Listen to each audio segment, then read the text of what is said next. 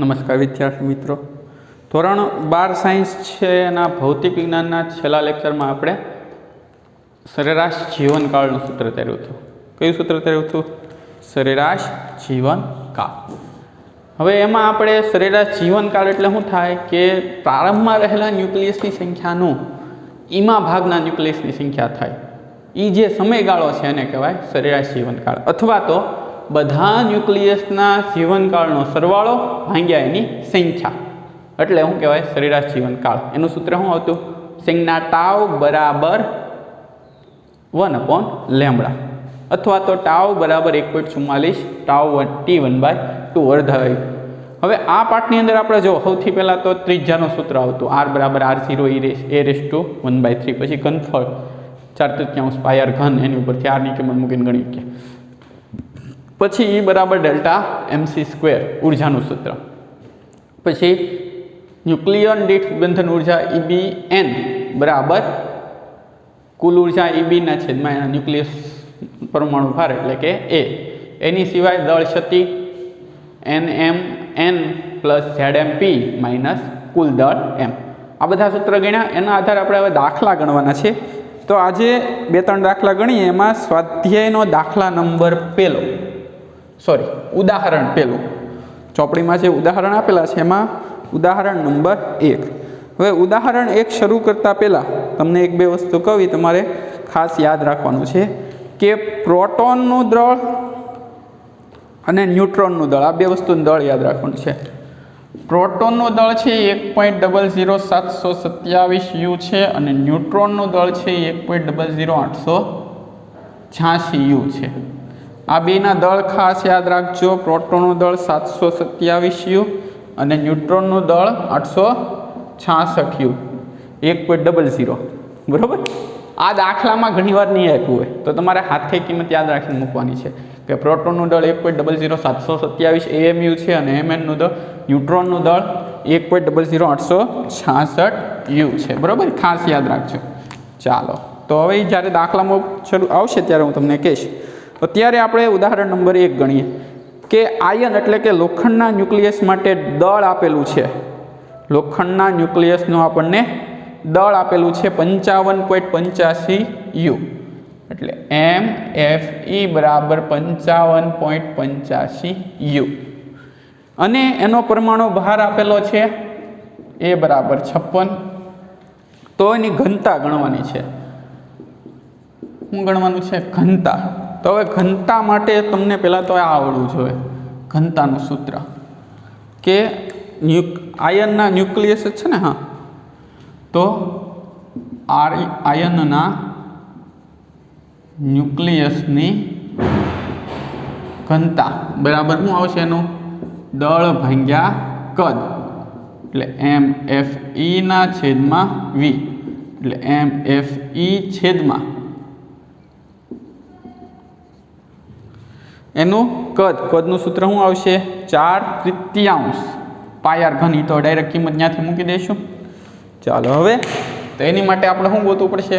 કદ. અને એની માટે શું ગોતવું પડશે? ત્રિજ્યા. તો આવી રીતના આવશે. આયનના ન્યુક્લિયસનું કદ V બરાબર 4/3 પાયર ઘન. એની માટે એની શું જોશે? ત્રિજ્યા જોશે. તો ન્યુક્લિયસની ત્રિજ્યા R બરાબર r0 a⁻⁴. તેથી r0 કેટલું લેવાનું? 1.2 ફર્મી અને 56નું ઘનમૂળ. ઘનમૂળ કઈ રીતના કાઢવાનું મેં તમને શીખવાડેલું છે. 82 42 8 વાર વર્ગમૂળ ગુણ્યા 2 વાર વર્ગમૂળ ગુણ્યા 4 વાર વર્ગમૂળ ગુણ્યા 2 વાર વર્ગમૂળ. 82 42 યાદ રાખવાનું કીધું હતું ને. એ રીતના ઘનમૂળ કાઢશો એટલે એનો જવાબ આવશે 3.825. એટલે 1.2 ગુણ્યા 3.825, એટલે તમારો જવાબ આવશે 1.2 ગુણ્યા 3.825, એટલે એ થાય 4.59. શું આવશે? ફર્મી. તેથી 4.59 ગુણ્યા 10⁻15 મીટર. તો એનું કદ ત્રિજ્યા કેટલી મળી? 4.59 ગુણ્યા 10⁻15 મીટર। હવે એનું કદ ગણી લઈએ તો કદ બરાબર 4/3 પાય આર ઘન એટલે 4.59 ગુણ્યા 10⁻15 ઘન। તો હવે કેલ્સીનો ઉપયોગ કરીએ તો શું થશે 4/3 ગુણ્યા 3.14 ગુણ્યા 4.59 ગુણ્યા 4.59 ગુણ્યા 4.59 એટલે 404.86 આવે। 404.86 ગુણ્યા 10⁻15 તેરી 45 એટલે 4.045 થઈ જશે ગુણ્યા 10⁻2 ઘાત ઘટી જશે એટલે -43 મીટર ઘન। કદ કેટલું મળ્યું 4.05 ગુણ્યા 10⁻43 મીટર ઘન। એ કિંમત આમાં મૂકીએ તો લોખંડનું દળ આપણી પાસે છે કેટલું છે 55.85 યુ ને પાછું એમાં ફેરવું પડશે કિલોગ્રામમાં તો અહીંયા લખી નાખશું 55.85 યુના છેદમાં 4.05 ગુણ્યા 10⁻43 મીટર ઘન। હવે યુને ફેરવવા માટે શું આવે 1.66 ગુણ્યા 10⁻27 કેજી પ્રતિ મીટર ઘન થશે। શું થશે કેજી પ્રતિ મીટર ઘન। ચાલો હવે એનું સાદુરૂપ આપીએ તો 55.85 ગુણ્યા 1.66 ભાગ્યા 4.05 એનો જવાબ આવે 22.89 22.89 ગુણ્યા 10⁻43 એટલે 16 થશે એટલે 10⁻16 ઘાત એટલે 2.289 ગુણ્યા 10⁻17 ઘાત કિલોગ્રામ પ્રતિ મીટર ઘન એટલે કે 2.3 ગુણ્યા 10⁻17 ઘાત કિલોગ્રામ પ્રતિ મીટર ઘન। જો અચળ આવી આની પહેલાં એની ઘનતા આટલી જ મળી હતી ને આપણે અગાઉ ગણી છે તો એ ન્યુક્લિયસની ઘનતા ખૂબ જ વધારે છે કેટલી છે 2.3 ગુણ્યા 10⁻17 ઘાત। ચાલો જોઈ લો પછી એકવાર સમજાવી દો।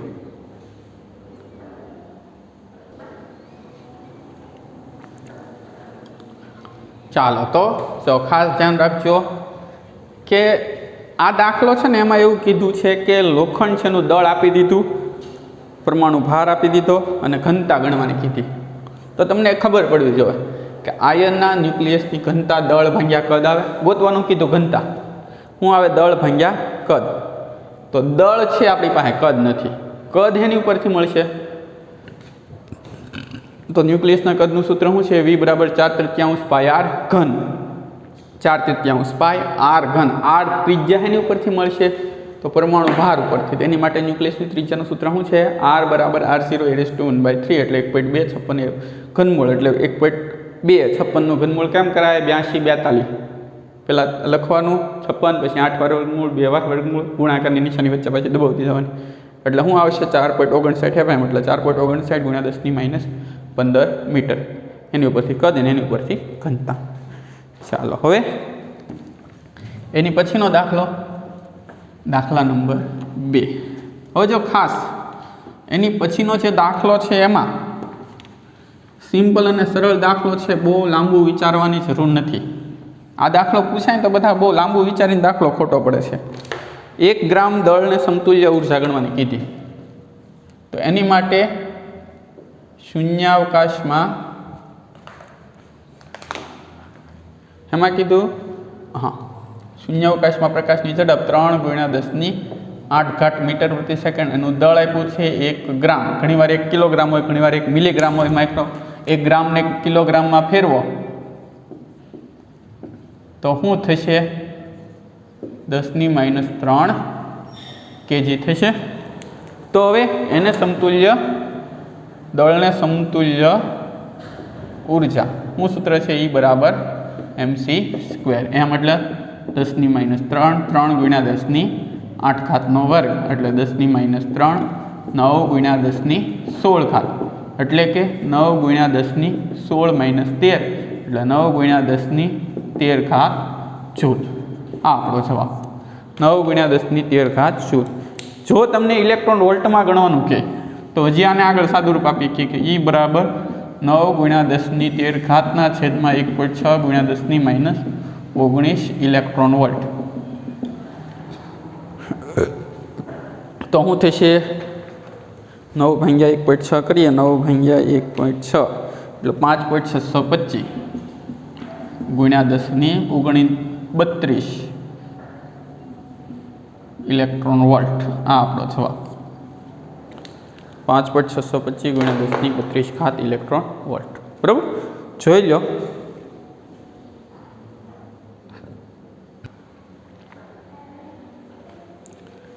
ચાલો તો શું કર્યું કે જો આ દાખલામાં ખાસ દળ આપ્યું છે, દળની કિંમતમાં ફેરફાર થયા કરે. અહીંયા ગ્રામની જગ્યાએ કિલોગ્રામ, મિલીગ્રામ જે હોય આપણે એ પ્રમાણે કિલોગ્રામમાં ફેરવી નાખવાનું. વેગ 3 ગુણ્યા 10⁸ શૂન્ય અવકાશમાં પ્રકાશનો વેગ. સમતુલ્ય ઉર્જા E બરાબર mc². જો દળ શક્તિ કહી તો ડેલ્ટા mc² આવે, ખાલી દળ માટે કહી તો mc² આવે. m 10⁻3 3 ગુણ્યા 10⁸ વર્ગ, 10⁻3 3 નો વર્ગ 9, 10⁸ વર્ગ એટલે 16, 8 દુ 16, 16 માંથી 3 જાય એટલે 13 ઘાત જૂલ. ઇલેક્ટ્રોન વોલ્ટમાં કહે તો 1.6 ગુણ્યા 10⁻19 વડે ભાંગતા એટલે 5.625 ગુણ્યા 10⁻26 ઇલેક્ટ્રોન વોલ્ટ. ચાલો હવે એની પછીના દાખલાની વાત કરીએ તો એની પછીનો જે દાખલો છે એમાં એણે એવું કીધું છે કે દાખલા નંબર 3માં કે એક એટોમિક માસ યુનિટ ને સમતુલ્ય ઉર્જા પ્રથમ જૂલમાં અને પછી મેગા ઇલેક્ટ્રોન વોલ્ટમાં શોધો. કેટલું કીધું? એક એટોમિક માસ યુનિટ, એક એટોમિક માસ યુનિટ છે યુને, એને પ્રથમ જૂલમાં પછી આપણે ઇલેક્ટ્રોન વોલ્ટમાં ગણવાનું છે. તો ચાલો હવે અહીં સૌથી પહેલાં આપણને દળ આપેલું છે 1U. દળ કેટલું આપેલું છે? 1U એટલે કેટલું થશે? 1.66 ગુણ્યા 10⁻27 kg. સી તો ખબર છે 3 ગુણ્યા 10⁸ મીટર પ્રતિ સેકન્ડ. તો એને સમતુલ્ય ઉર્જા E બરાબર શું આવશે? mc² એટલે 1.66 ગુણ્યા 10⁻27 3 ગુણ્યા 10⁸ વર્ગ એટલે કે 3 નો વર્ગ 9, 9 ગુણ્યા 1.66 એટલે 1494 ગુણ્યા 10 આ 16 આ 27 એટલે -11 થશે. કેટલી થશે? -11. એક આંકડો ફેરો એટલે 1.494 ગુણ્યા 10⁻10 જૂલ. આ ઇલેક્ટ્રોન ઉર્જા જૂલમાં મળે. હવે આની આ ઉર્જાને ઇલેક્ટ્રોન વોલ્ટમાં ફેરવીએ તો E બરાબર 1.494 ગુણ્યા 10⁻19 ના છેદમાં 1.6 ગુણ્યા 10⁻19. એ શું થઈ જશે? ઇલેક્ટ્રોન વોલ્ટ થઈ જશે. મેગા ઇલેક્ટ્રોન વોલ્ટમાં કીધું ને, કાંઈ વાંધો નહીં, પાછું ફેરવી નાખશું. 1.494 ભાગ્યા 1.6 એટલે 0.9375, 0.33375 ગુણ્યા 10 અહીંયા 10 છે એટલે 9 ઘાત આવશે. 3 આંકડા ફેરવો એટલે 933.75 ગુણ્યા 10⁶ ઇલેક્ટ્રોન વોલ્ટ. 6 ઘાત એટલે કેટલી થાય? Mega electron volt. આ આપણો જવાબ 933.75 ગુણ્યા 10⁶ મેગા ઇલેક્ટ્રોન વોલ્ટ એટલે 933 મેગા. હવે જો આ ખાસ ધ્યાન રાખજો, તમારી બુકમાં એને બધા દળ પરફેક્ટ લીધા હોય, આપણે બધી વસ્તુ કિંમત પરફેક્ટ તો ખબર ન હોય એટલે આપણે જવાબ બાદ આવશે. એમનું દળ 1.66, એને આગળ કેટલા લીધા છે? 1.6605. અહીંયા 3ની જગ્યાએ 2.9979. તો ચાલે, હવે આ જવાબ તો 933.75 મેગા ઇલેક્ટ્રોન વોલ્ટ. હવે આપણને આગળ શું કીધું છે? જુઓ, જૂલ ઉર્જા મળી ગઈ, મેગા ઇલેક્ટ્રોન વોલ્ટમાં ઉર્જા મળી ગઈ. હવે એવું કીધું કે ઓક્સિજન 816ની દળ શક્તિને મેગા ઇલેક્ટ્રોન વોલ્ટ પ્રતિ કુલમ સ્ક્વેરમાં દર્શાવો. ઓક્સિજન 816ની, ચાલો તો પેલા ઓક્સિજન માટે દળ ગણીએ. તો ઓક્સિજનનું દળ MO બરાબર કેટલું છે? 16.12744. હવે આ તમને આપેલું છે, આમાં નથી આપ્યું પણ એ આપેલું છે 16.12744 U. 16.12744 U. સોરી, ઓક્સિજનનું એ નથી, ઓલાનું છે, મુક્ત અવસ્થાનું છે. ઓક્સિજનનું છે 15.99053. 15.99053. બરાબર. પછી પ્રોટોનનું દળ અને ન્યુટ્રોનનું દળ. પ્રોટોનનું દળ કેટલું છે mp અને ન્યુટ્રોનનું mn. પ્રોટોનનું કેટલું મેં કીધું હતું 1.00727 કેટલું છે 1.00727 યુ અને આનું 1.00866 યુ. ચાલો આને આનું યુમાં જ છે તો પેલા દળ ક્ષતિ ગણી લઈએ પછી આને અનુરૂપ ઉર્જા. તો દળ ક્ષતિ બરાબર શું થશે ZMP plus NMN minus MO આમ થશે. Z એટલે 8 પ્રોટોનનું દળ 1.007 વત્તા ન્યુટ્રોનની સંખ્યા 8 જ હોય અને ન્યુટ્રોનનું દળ 1.00866 માઇનસ શું આવશે 15.99053. બુકમાં તમારે અલગ અલગ ગણેલું છે પણ આપણે સૂત્ર પ્રમાણે ચાલીએ. તો આ બેનો ગુણાકાર કરશો 1.00727 ગુણ્યા 8 એટલે 8.05816 8.05816 વત્તા 1.00866 ગુણ્યા 8 એટલે 8.06928 8.06928 માઇનસ 15.99053. હવે આ બેનો સરવાળો કરી નાખો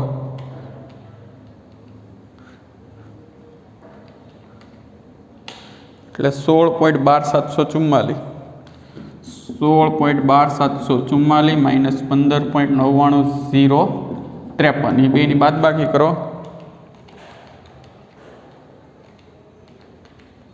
એટલે દળ ક્ષતિ મળી 0.13691 ડેલ્ટા એમ. દળ ક્ષતિ કેટલી મળી 0.13691 AMU. બરાબર. ચાલો ફરીથી આખો દાખલો સમજી લો. હું કહેવા માંગે હજી દાખલાની ઉર્જા ગણવાની બાકી છે. દળ ક્ષતિ મળી. ચાલો ફરીથી પહેલાં એમ કીધું કે 1 AMUની ઉર્જા કીધી કે 1.66 ગુણ્યા 10 ની માઇનસ 27 એ 3 ગુણ્યા 10 ની 8 એટલે MC સ્ક્વેર 1.66 ગુણ્યા 10 ની માઇનસ 27 3 ગુણ્યા એટલે 1.494 ઇલેક્ટ્રોન વોલ્ટમાં ફેરવો મેગા ઇલેક્ટ્રોન. હવે આમાં ખાસ એક યાદ રાખજો તમારે જે જવાબ આવે છે તો 1 યુનું દળ 931.75 મેગા ઇલેક્ટ્રોન વોલ્ટ ઉર્જા મળે. 1 યુમાંથી કેટલું મળે 931.5 મેગા ઇલેક્ટ્રોન વોલ્ટ. કારણ કે એ આગળ જતાં બહુ ઉપયોગી થશે. પછી ગણતરી નહીં કરવાની ડાયરેક્ટ કિંમત જ મૂકી દેવાની. તો પેલા ઓક્સિજનનું દળ આપ્યું છે 15.99053. પ્રોટોનનું દળ યાદ રાખવાનું 1.00727 ન્યુટ્રોનનું દળ 1.00866. ગમે એ વસ્તુ માટે કે અહીંયા હાઇડ્રોજન માટે કે અહીંયા હાઇડ્રોજન નાઇટ્રોજન માટે કે નાઇટ્રોજન આ બે નહીં રહે. દળ ક્ષતિ એટલે ZMP પ્લસ NMM. ઓક્સિજનમાં 8 પ્રોટોન હોય ને 8 ન્યુટ્રોન હોય એનું દળ મૂકો કિંમત મૂકો સાદું રૂપ આપો એટલે 0.13661. ચાલો હવે એની જે દળ ઉર્જા છે એટલે કે બંધન ઉર્જા છે એ બરાબર શું થશે ડેલ્ટા MC સ્ક્વેર એટલે કે 0.13691 ગુણ્યા 931.5 મેગા ઇલેક્ટ્રોન વોલ્ટ. જો ગણતરી નહીં કરવાની ડાયરેક્ટ એની જગ્યાએ મૂકી જ દેવાનું 931.5 ગુણ્યા 0.13691 એટલે આ ખાસ યાદ રાખજો 931 એટલે 127.5 આવે 127.5 મેગા ઇલેક્ટ્રોન વોલ્ટ. બરાબર. બંધન ઉર્જા કેટલી મળી 127.5 મેગા ઇલેક્ટ્રોન વોલ્ટ. હવે આટલી ઉર્જા એને જોશે કેટલી 127.5 મેગા ઇલેક્ટ્રોન વોલ્ટ. ચાલો અહીંયા દાખલો પૂર્ણ થાય છે. એકવાર જોઈ લો પછી સમજાવી દો.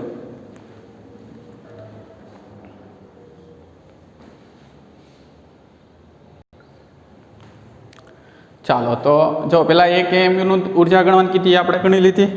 પછી દળ ક્ષતિના આધારે એક ઓક્સિજનનું બંધન ઉર્જા ગણવાની કીધી. હજી આ બંધન ઉર્જા મળી ભાગ્યા 8 કરશો એટલે ન્યુક્લિયોન દીઠ બંધન ઉર્જા મળે 15.94. કેટલી મળે 15.94. એ આમાં કીધું નથી અને કુલ ઉર્જા ગણવાની કીધી એટલે આપણે કુલ ગણી 127.5 મેગા ઇલેક્ટ્રોન વોટ. બરાબર.